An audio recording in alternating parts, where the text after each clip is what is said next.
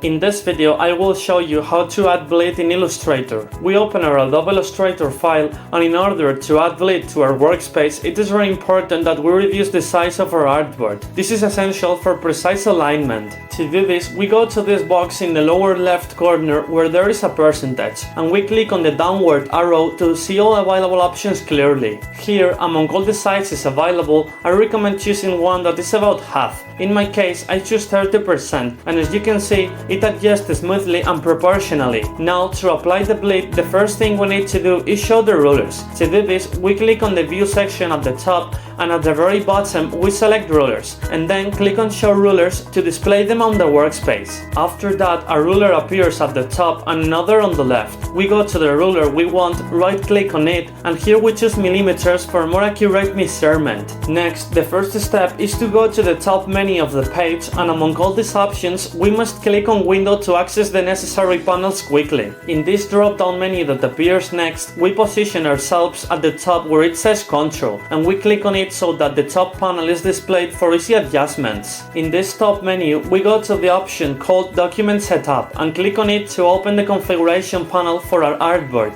Inside this box, to apply a bleed to our document and to apply the same bleed margin on all four sides, we activate the train icon on the right for uniformity. Then we type the bleed margin into any of the boxes. In my case, I entered 4 millimeters, and as you can see, the other boxes adjust automatically in all directions. We press the OK button and the bleed is added.